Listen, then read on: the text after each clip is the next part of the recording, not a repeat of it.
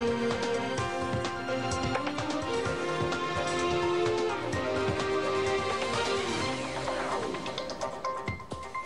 Monsieur, bonjour. Merci de nous rejoindre et bienvenue dans votre journal à la une. En qualité d'envoyé spécial du président de la République, le chef de la diplomatie Ahmed Attaf est arrivé hier à Kampala, capitale de la République d'Ouganda, pour une visite officielle. Cap dans ce midi sur l'École nationale supérieure de l'intelligence artificielle, à la rencontre d'étudiants admis au sein de cette école qui forment des ingénieurs dans les différentes théories de cette technologie et des sciences de données pour les préparer notamment au monde de l'entrepreneuriat.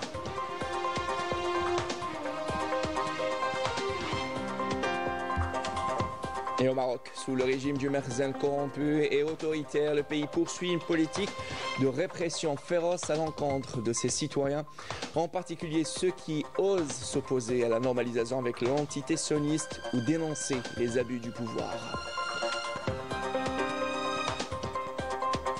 Voilà pour l'essentiel de l'actualité en titre. Merci pour votre attention. Tout d'abord, et en qualité d'envoyé spécial du président de la République, Abdelmajid Tebboune, le ministre d'État, ministre des Affaires étrangères, de la communauté nationale à l'étranger et des Affaires africaines, Ahmed Attaf, est arrivé hier à Kampala, capitale de la République d'Ouganda, pour une visite officielle. Cette visite s'inscrit dans le cadre des efforts communs visant à promouvoir les relations bilatérales privilégiées et à renforcer les traditions de concertation de haut niveau entre les deux pays frères. Le ministre d'État sera reçu à Kampala par le président de la République d'Ouganda, Yoweri Museveni, à qui il remettra une lettre de son frère, le président de la République, Abdelmajid Tebboune. Attaf aura également une séance de travail avec son homologue ougandais, Haji Aboubakar Gégé Odongo. Et je l'évoquais en titre, l'Algérie s'oriente de plus en plus vers l'intelligence artificielle, notamment avec la création de l'École supérieure de l'intelligence artificielle à Sidi Abdallah, qui a pour objectif de former des élites capables de relever le challenge dans ce domaine technologique qui contribue au développement de l'économie nationale. Reportage Hafsa Ghani, commentaire Badi Amarli. L'École nationale supérieure de l'intelligence artificielle a pour mission la formation des ingénieurs dans les différentes théories de cette technologie et des sciences de données, de même que leur préparation au monde de l'entrepreneuriat. Younes fait partie des étudiants qui évoluent dans l'innovation. Il travaille sur le développement d'une plateforme numérique avec l'intelligence artificielle dans le domaine des transports. Notre application a pour but de faciliter le transport urbain.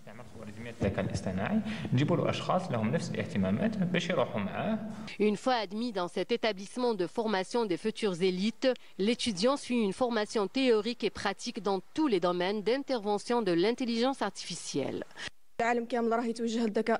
Le monde entier s'oriente vers l'intelligence artificielle. Je me suis dit, pourquoi pas m'inscrire dans cette spécialité. Notre formation nous permettra d'apprendre et de développer ces technologies dans notre pays et pourquoi pas à l'international. Les données sont la base de l'intelligence artificielle.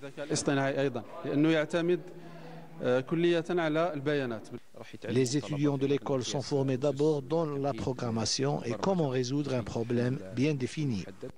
Les étudiants sont appelés à développer et à déployer des solutions pratiques et innovantes aux problèmes des différents secteurs socio-économiques, transport, santé, agriculture et énergie, entre autres, qui contribueront au développement scientifique et économique du pays. Les 2 premières années de formation sont consacrées à la théorie avec un peu de pratique. Les étudiants apprennent les mathématiques et l'informatique. Les 3 dernières années sont consacrées à la spécialisation dans les différents domaines de l'intelligence artificielle.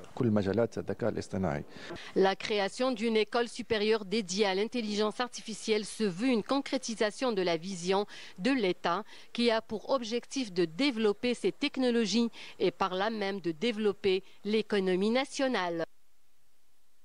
Et dans cette optique et dans le cadre de la stratégie nationale de soutien à l'entrepreneuriat, des projets innovants voient le jour grâce à l'accompagnement des startups.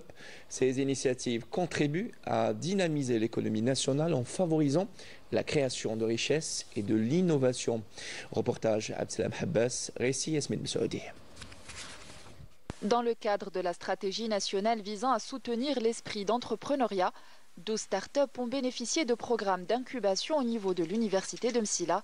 Objectif, concrétiser leurs projets sur le terrain. Nous avons lancé un système automatisé pour gérer, contrôler et piloter à distance les équipements d'irrigation par pivot central. Avec ce type d'initiative, nous souhaitons créer de l'emploi en permettant aux jeunes diplômés de devenir des créateurs de richesses plutôt que de chercher du travail. L'accompagnement des étudiants dans le développement de projets innovants via les incubateurs d'entreprises est un levier essentiel pour la création de richesses. Nous avons élaboré un modèle visant à établir un diagnostic collaboratif entre les biologistes et les professionnels de la santé. Cet accompagnement permettra à ces étudiants de contribuer à la mise en œuvre du plan quinquennal 2024-2029 du secteur de l'enseignement supérieur et de la recherche scientifique, tel que défini dans le programme du président de la République, qui vise à faire de l'université un moteur de l'économie innovante et de la création de richesses.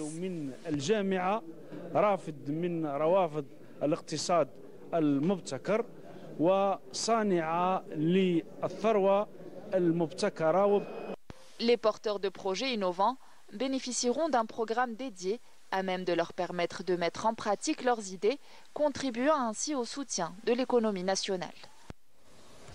Et au volet santé clôture hier du premier colloque sur l'hospitalisation numérique dans les établissements publics de la santé. Les débats ont porté sur le thème de l'amélioration de la prise en charge du patient, notamment en instaurant un système qui étudie le cas du patient du début jusqu'à la fin de sa prise en charge, qui commence notamment avec le DEM ou le dossier électronique du malade. Nous dit Naïma Loualish. Le passage au digital a d'innombrables avantages, notamment la connaissance du coût réel de l'assuré, l'utilisation de l'IA pour un diagnostic probant, une meilleure prestation administrative et sanitaire. En un mot, l'assuré aura droit à des soins aussi rapides qu'efficaces. L'élément qui nous paraît, nous, également essentiel, c'est d'améliorer les conditions de prise en charge du patient algérien à travers la fluidité du processus, de sa prise en charge du début jusqu'à la fin. C'est ce qu'on appelle généralement en management le Customer Relationship Management, c'est-à-dire la gestion de la relation client ou usager. Ici, là, nous appelons ça la gestion de la relation patient. L'utilisation du DEM, le dossier électronique du malade, qui va regrouper pratiquement toutes les informations que requiert pratiquement l'hospitalisation, etc. Donc, toutes les informations et données concernant le malade. Donc, il aura pratiquement, il n'y aura pas de chevauchement entre les informations concernant le malade, beaucoup plus dans les différents établissements de santé, que ce soit par exemple à Oran ou sur Alger, etc. À l'issue de cette rencontre qui s'attellera à élaborer un état des lieux du digital au milieu hospitalier, des recommandations seront fournies à la tutelle afin d'améliorer les pratiques de gestion et assurer une meilleure prise en charge des patients. Et dans l'actualité internationale, au moins 21 Palestiniens sont tombés en martyrs et plusieurs autres ont été blessés hier soir dans de nouveaux raids de l'armée d'occupation sioniste sur un bâtiment et des maisons dans le camp des réfugiés de Nusayrat, dans le centre de la bande de Gaza. L'aviation sioniste a lancé une série de raids sur un bâtiment et des maisons du camp de Nusayrat sans distinction aucune, entraînant la mort, je le disais, de 21 martyrs palestiniens sur le champ, des dizaines de blessés, dont une majorité sont des enfants et des femmes. L'armée d'occupation sioniste a commis également un carnage, toujours à Nusayrat, après avoir bombardé un pâté de maisons habitées par des dizaines de civils, dont la majorité étaient des enfants et des femmes, faisant des dizaines de martyrs et de blessés. Et puis au Maroc, sous un régime du Merzen corrompu, et autoritaire. Le pays poursuit une politique de répression féroce à l'encontre de ses citoyens, en particulier ceux qui osent s'opposer à la normalisation avec l'entité sioniste ou dénoncer les abus du pouvoir. Cherchant à étouffer toute voix dissidente, le régime n'hésite pas à jeter en prison des milliers de détenus arbitraires, souvent accusés à tort d'opposition politique ou de soutien à la cause palestinienne, où ils sont soumis à des traitements cruels et sont privés de leurs droits fondamentaux, nous dit Ismahan Sultan et Rena Loiré.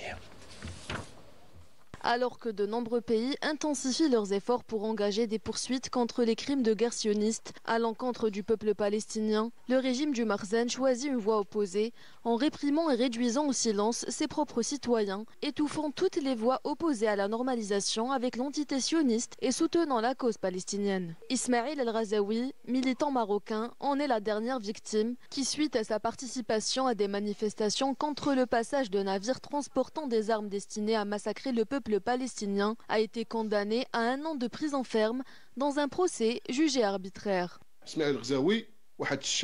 Ismail Razaoui est un des nombreux militants marocains qui s'opposent à la normalisation et condamne fermement les massacres et le génocide commis en Palestine par l'entité sioniste.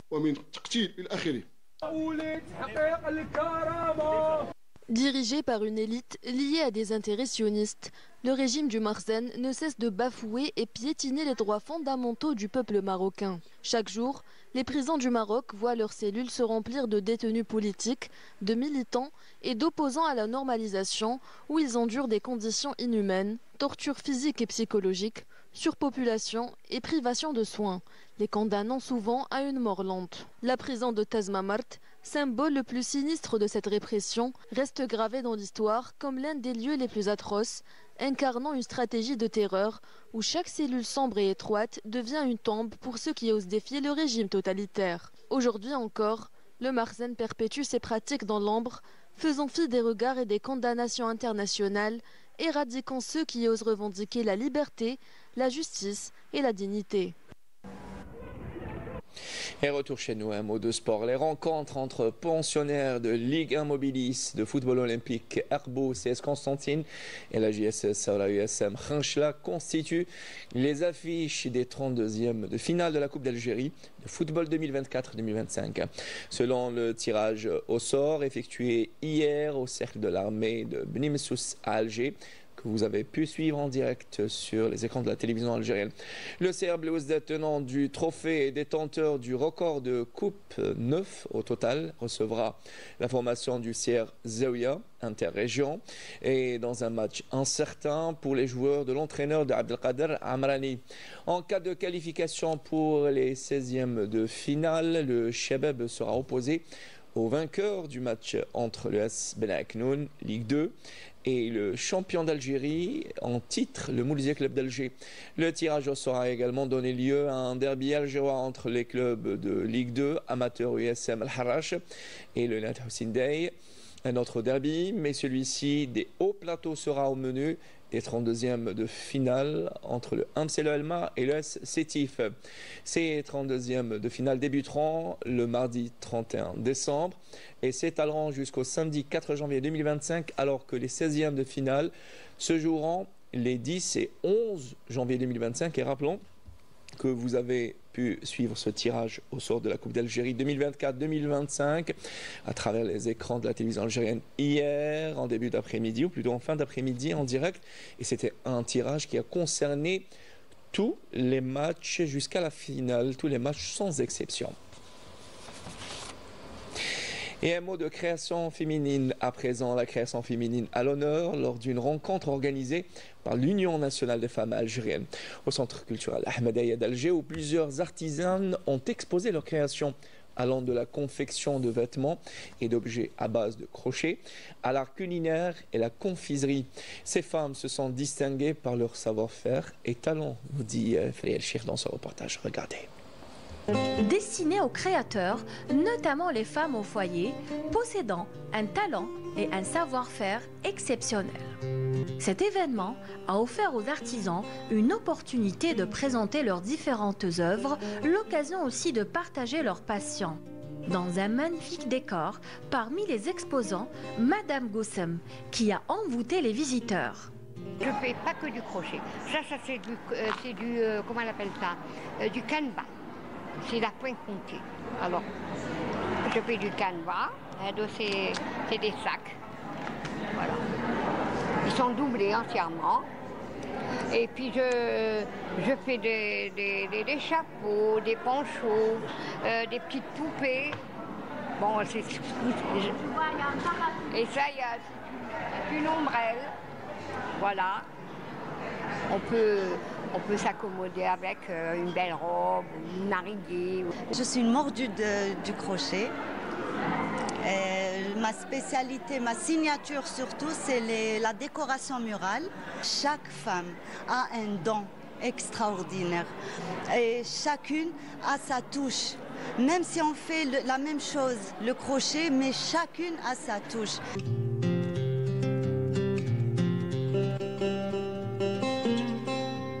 L'artisanat brillait par sa diversité.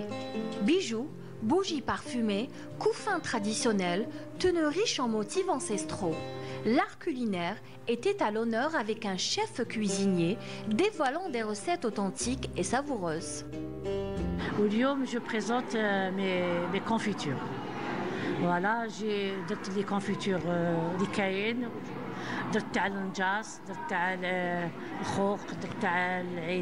la cuisine, c'est toute ma vie. Déjà, je ne peux pas rester sans cuisiner. Je suis tout le temps debout à la cuisine, je cuisine beaucoup et je fais des plats traditionnels. Cette rencontre a mis en avant un mélange harmonieux de tradition et de modernité. La fierté d'un héritage culturel à préserver et à transmettre. Et dans les foyers algériens, le talent et savoir-faire de la femme algérienne opère pour préparer un bon couscous.